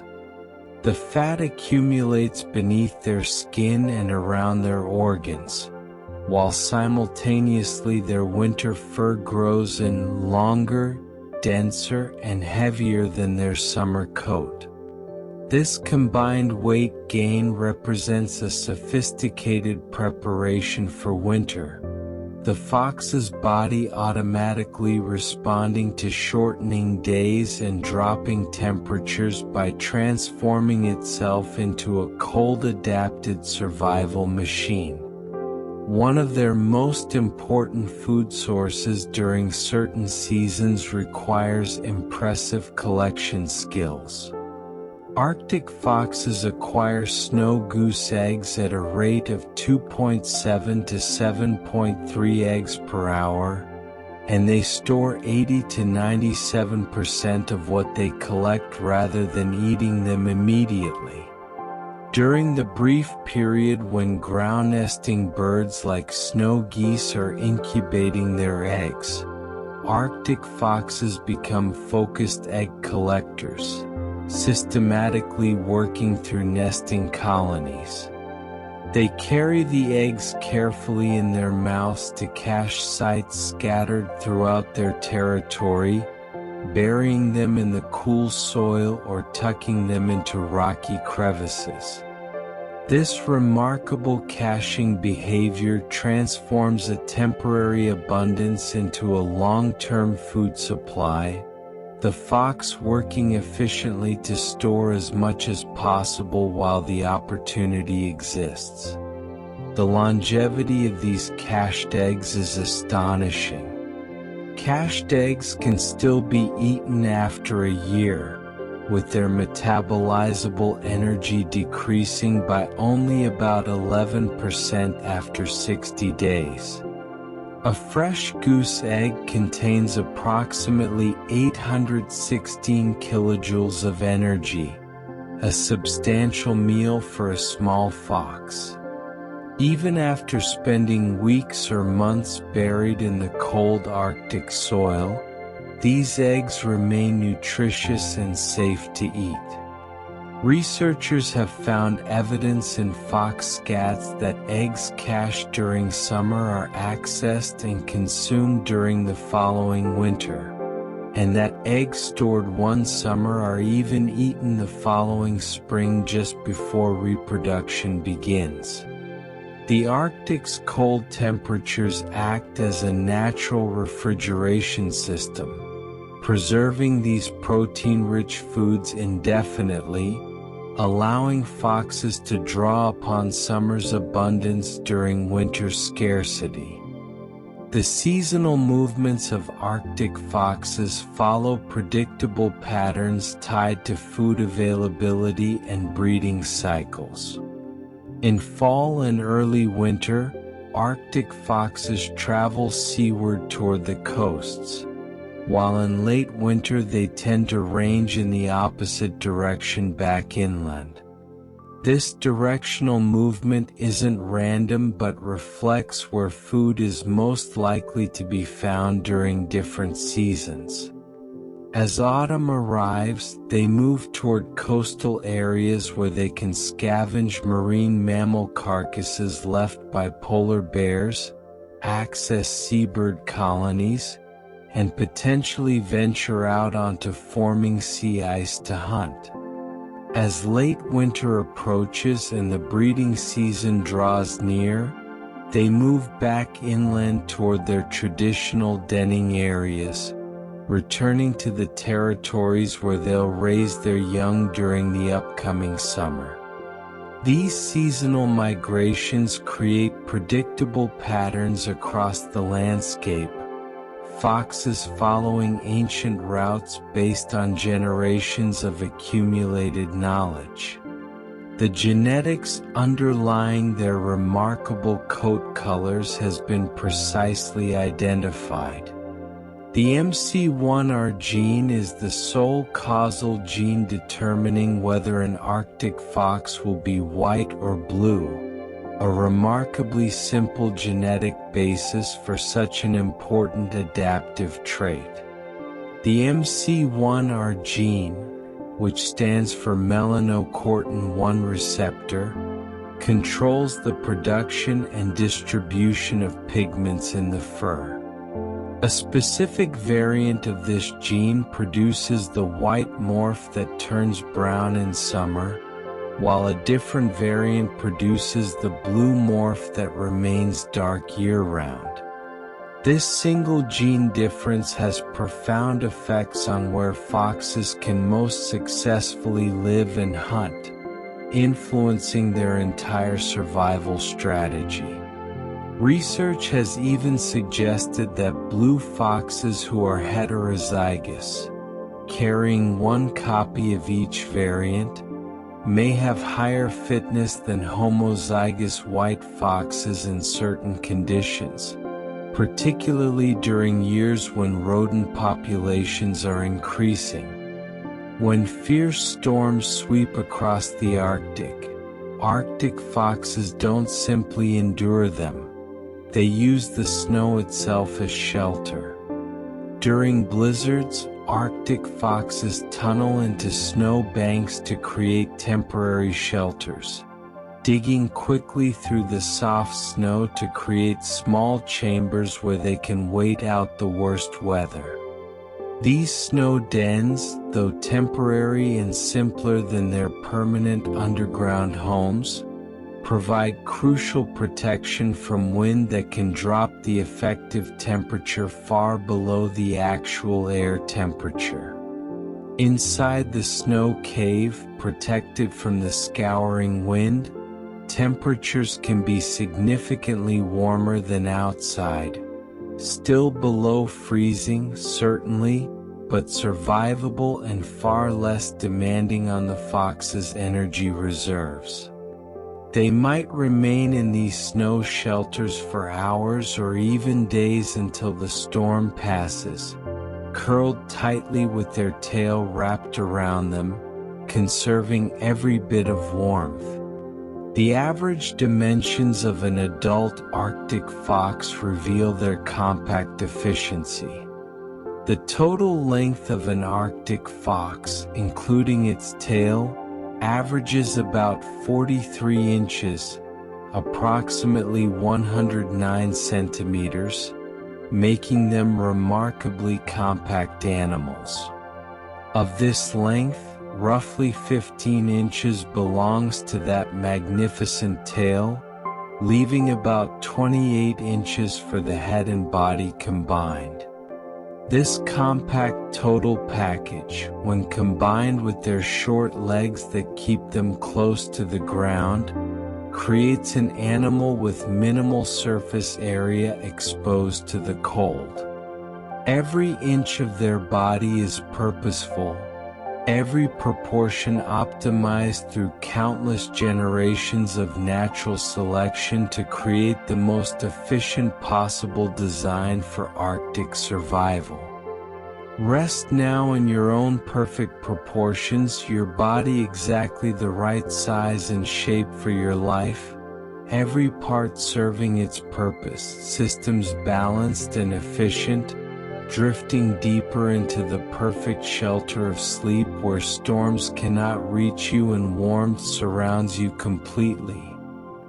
The extreme temperature challenges Arctic foxes face reveal just how remarkable their adaptations truly are, and the story of how they came to exist in the Arctic stretches back millions of years into deep time. Arctic foxes must endure a temperature difference of up to 90 to 100 degrees Celsius, 160 to 180 degrees Fahrenheit, between the external environment and their internal core temperature. Imagine standing outside when it's 70 degrees below zero while maintaining your internal body at 104 degrees Fahrenheit. That's a temperature gradient of nearly 180 degrees that the fox's body must manage constantly. Every moment of every winter day, their bodies work to maintain this temperature difference, their fur and fat and specialized circulatory systems all cooperating to keep the cold at bay. It's one of the largest temperature gradients any mammal regularly manages, a testament to the power of their combined adaptations. The story of where Arctic foxes came from takes us to an unexpected place. The origins of Arctic foxes are described by the out of Tibet hypothesis, which proposes that their ancestors evolved not in the Arctic at all but on the Tibetan Plateau millions of years ago. Fossils of an extinct ancestral Arctic fox called Vulpes kuzhadingi from the early Pliocene epoch, about 5 million years ago, were discovered on the Tibetan Plateau alongside many other precursors of modern cold-adapted mammals. During the Pliocene, the Tibetan plateau experienced tundra-like conditions despite being at lower latitudes, creating an environment where cold-adapted species could evolve. These ancient foxes later spread from Tibet to North America and Eurasia during the Pleistocene epoch, when global cooling created Arctic conditions across the northern latitudes, carrying their cold adaptations with them to the frozen north where their descendants still live today. The first scientific description of this species came from a legendary naturalist. Carolus Linnaeus, the famous Swedish naturalist, first described the Arctic fox in his groundbreaking book Systema Naturae in 1758, giving it the Latin name we still use today, Vulpes lagopus. This was during the Age of Exploration, when European scientists were cataloging and naming species from around the world, creating the foundation of modern taxonomy. Linnaeus chose the name Lagopus, meaning hare-footed, because of the remarkable fur covering the fox's paws, drawing a parallel to the similarly furry feet of Arctic hares. His description brought scientific attention to these northern foxes and established them in the formal zoological literature. When conditions become harsh, Arctic foxes demonstrate their incredible hardiness in measurable ways. Their lower critical temperature, the temperature below which they must increase their metabolic rate to stay warm, is below -40 degrees Celsius or -40 degrees Fahrenheit. This means that as long as temperatures remain above -40, which still seems impossibly cold to us, the fox doesn't need to expend any extra energy to maintain its body temperature. Its resting metabolism is sufficient, its insulation so effective that the terrible cold simply cannot reach its core. Only when temperatures drop below this already extreme threshold does the fox need to burn more calories to generate additional heat. A remarkable adaptation that allows them to survive Arctic winters without depleting their energy reserves unnecessarily. Within their paws lies yet another elegant piece of biological engineering. Arctic foxes have a capillary rete, a network of tiny blood vessels, in the skin of their paw pads that prevents freezing even when standing on extremely cold surfaces. This specialized vascular structure works in coordination with the countercurrent heat exchange system, creating what amounts to a sophisticated temperature management system for their feet. The capillary rete ensures that even when the paw pads cool to just above freezing, the tissue doesn't suffer cold damage. Blood flow through these networks can be precisely regulated, increasing when the fox needs more warmth in its paws and decreasing when it needs to conserve heat. A dynamic system that responds instantly to changing conditions. The population history of Arctic foxes tells a sobering story. Historically, Arctic fox populations in Fennoscandia, Norway, Sweden, and Finland reached at least 15,000 individuals during lemming peak years in the mid-19th century. These populations thrived in the abundant northern forests and tundra, their numbers swelling during the cyclic peaks of lemming abundance. But in the early 20th century, Intensive hunting for their valuable fur caused dramatic population crashes across Scandinavia. By the 1920s, these once abundant populations had been reduced to mere hundreds of individuals, and some local populations disappeared entirely. Today, Scandinavian Arctic fox populations remain critically endangered despite conservation efforts, numbering only a few hundred individuals, a fraction of their historical abundance and a reminder of how quickly overharvesting can decimate even seemingly abundant species. When food is particularly abundant, Arctic fox social behavior becomes more complex. When prey and resources are abundant, Arctic foxes are more likely to exhibit promiscuous behavior and form more complex social structures with larger packs. In coastal areas where food from seabird colonies is plentiful, or during lemming population peaks, multiple adult males or females might share a territory, cooperating to guard resources and raise young. These larger packs can defend territories more effectively than pairs alone, increasing pup survival rates. Larger groups also provide more eyes to watch for danger and more adults to bring food to pups.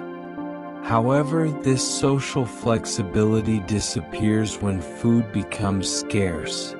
Competition increases, territories shrink, and foxes revert to the typical monogamous pair structure or even solitary behavior as resources no longer support larger groups. Genetic studies have identified 8 subspecies of Arctic fox distributed throughout their circumpolar range.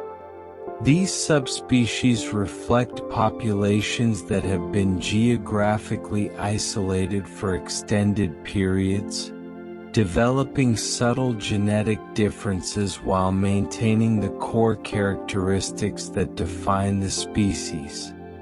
The subspecies include the common Arctic fox found across most of their range, along with populations on specific island groups like Iceland, Greenland, Svalbard, and the Bering Islands that have diverged genetically from mainland populations. These subspecies distinctions help scientists understand Arctic fox evolutionary history and guide conservation efforts by identifying genetically unique populations that deserve special protection.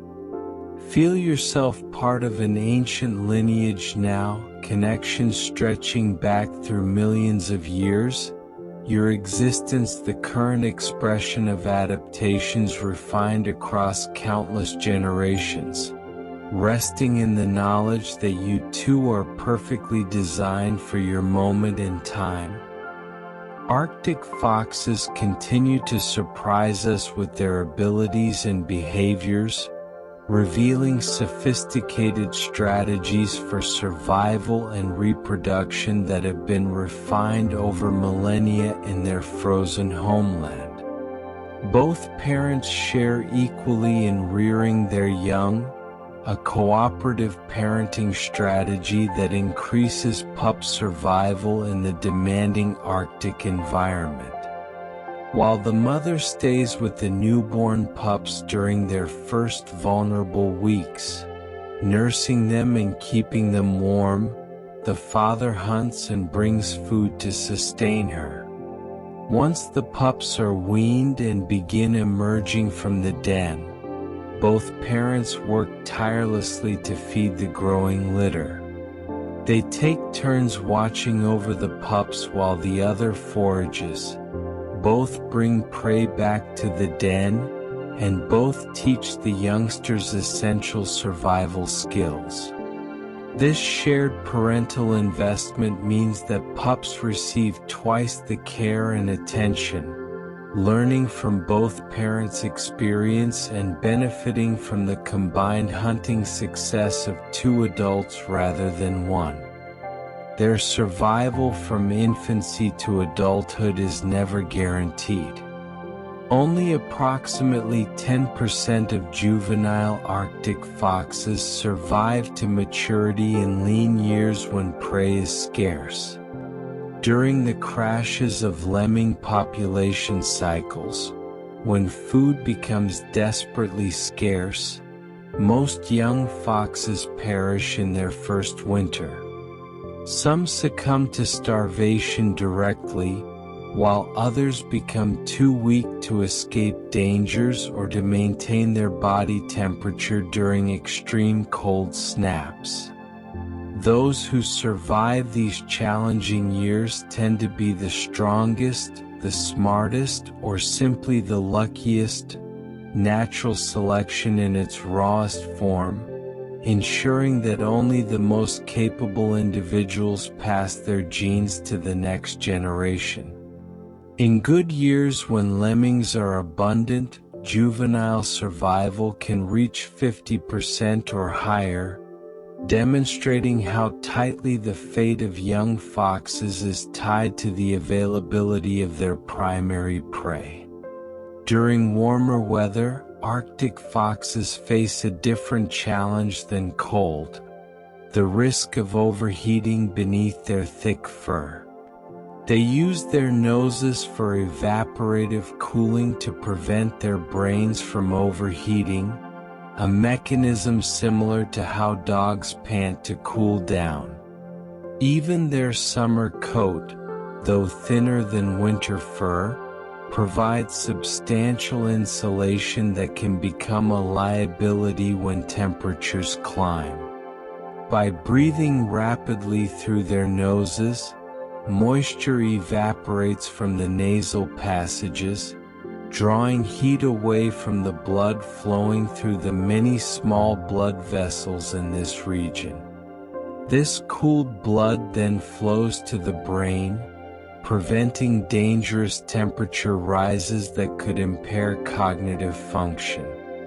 It's another example of how Arctic foxes, though supremely adapted for cold, possess mechanisms to handle the brief Arctic summer when temperatures might reach a relatively balmy 50 degrees Fahrenheit.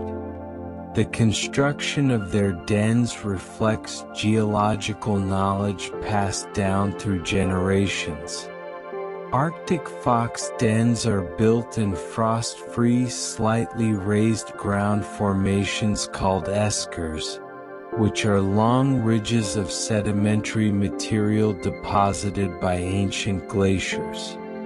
Eskers have specific properties that make them ideal for denning. They're composed of sandy, well-drained soil that doesn't retain water and doesn't freeze solid even during winter. They're typically raised above the surrounding terrain, providing good drainage and preventing flooding during spring melt, and their composition makes digging relatively easy. Foxes instinctively recognize good esker sites, returning generation after generation to these geologically stable formations. Not all Arctic fox dens are in eskers. Some use riverbanks, hillsides, or rocky outcrops. But eskers represent premium den sites that foxes preferentially select when available. The pattern of promiscuity versus monogamy varies across their range.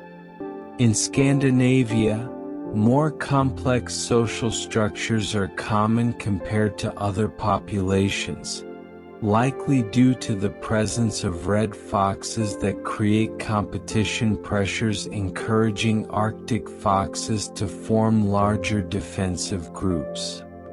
When multiple foxes band together, They can more effectively defend territories against encroaching red foxes and better protect their dens.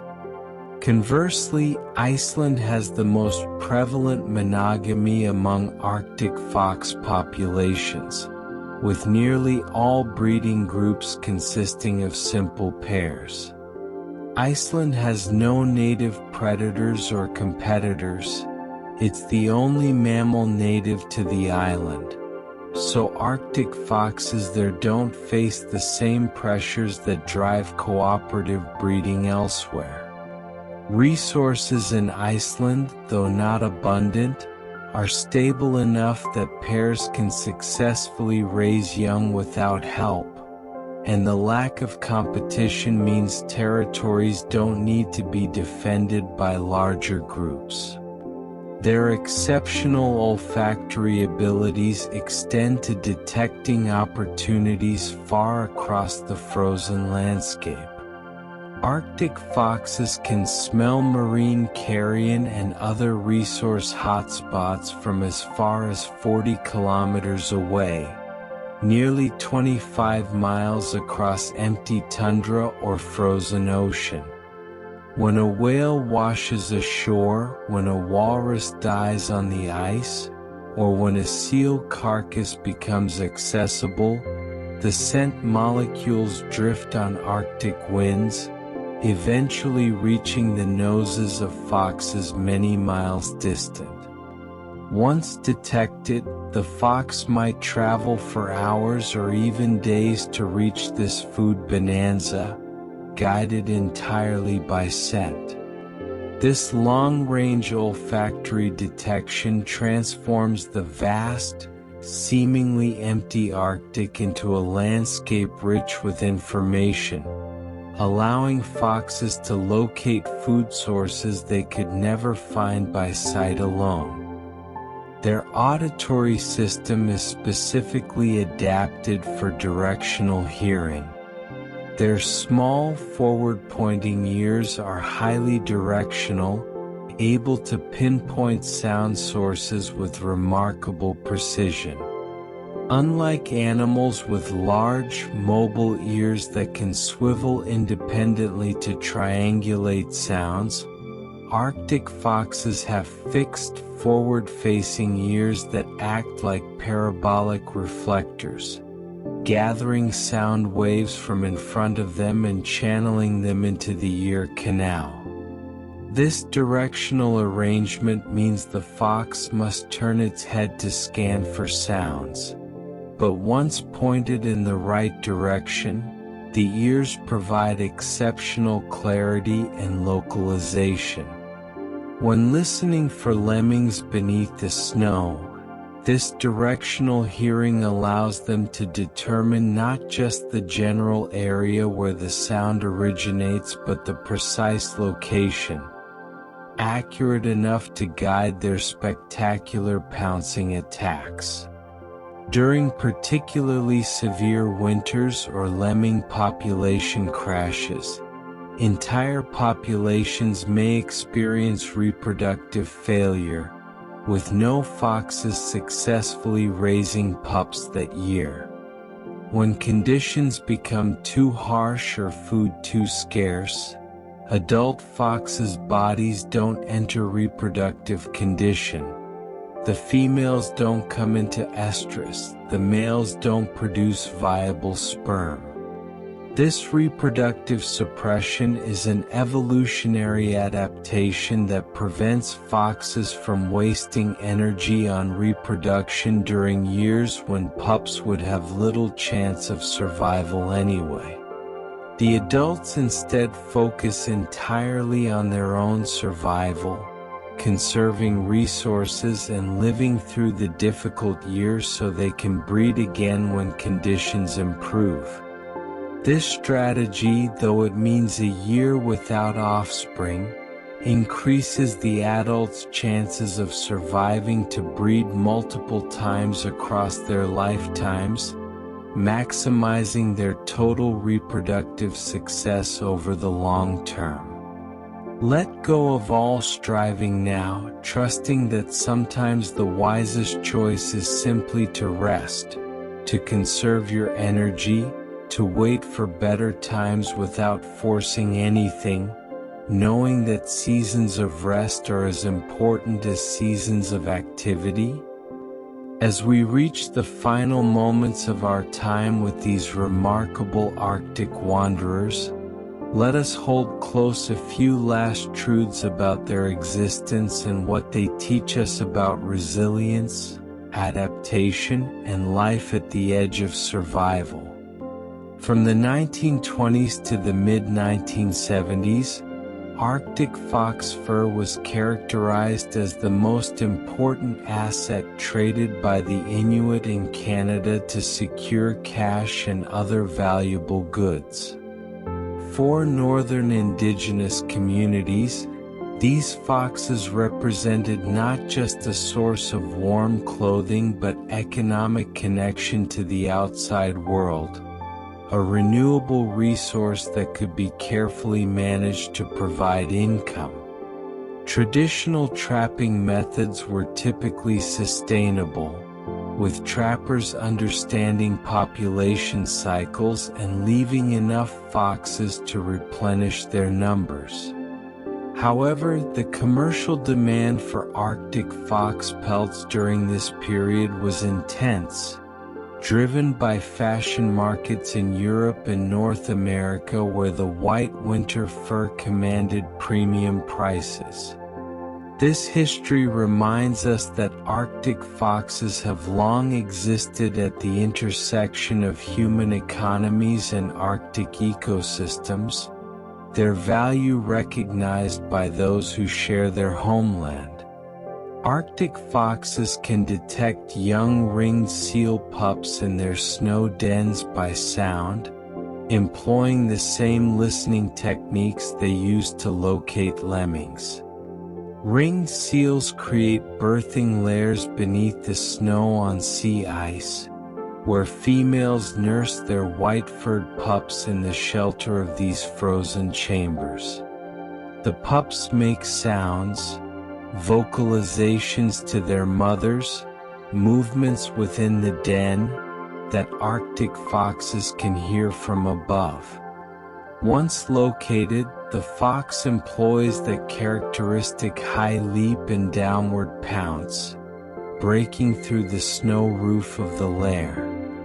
This hunting technique, though employed less frequently than lemming hunting since seal pups are available only during a brief season, demonstrates the versatility of the Arctic fox's hunting strategies and their ability to exploit whatever food sources exist in their environment.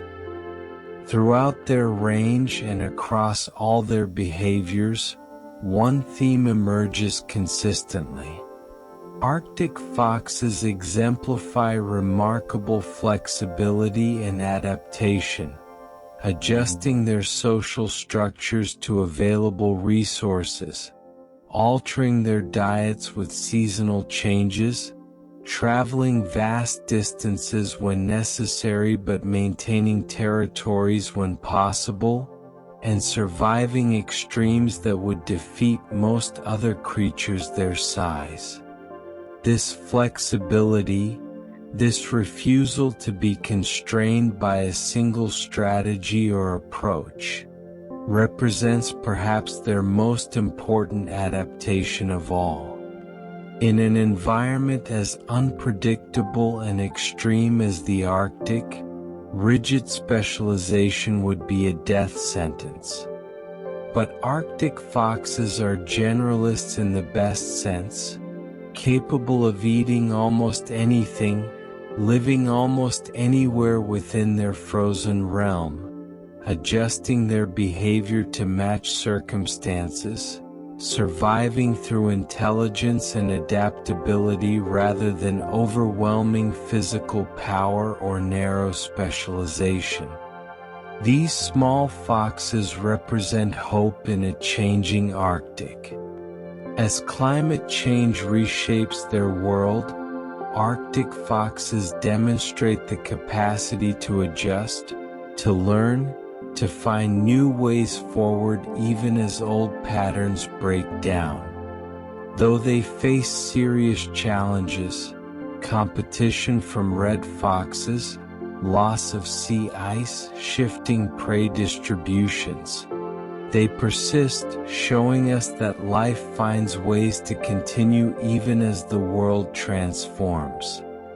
Every Arctic fox kit that survives to adulthood, every successful den that raises a new generation, every fox that makes an epic journey across the ice to find new territory, these represent victories for resilience and adaptation. Small affirmations that the Arctic still holds space for its original inhabitants even as it changes faster than ever before in human history. And now, as our journey through the Arctic comes to its gentle close, let yourself become like an Arctic fox settling in for a long winter's sleep. Curl into your most comfortable position, perhaps pulling your blanket close like the fox wraps its magnificent tail around itself. Feel yourself warm despite the cold world outside, insulated and protected by all the layers, physical and metaphorical, that keep you safe. Picture one last time an Arctic fox on a snow-covered hill, the aurora borealis dancing in ribbons of green and purple across the dark winter sky above.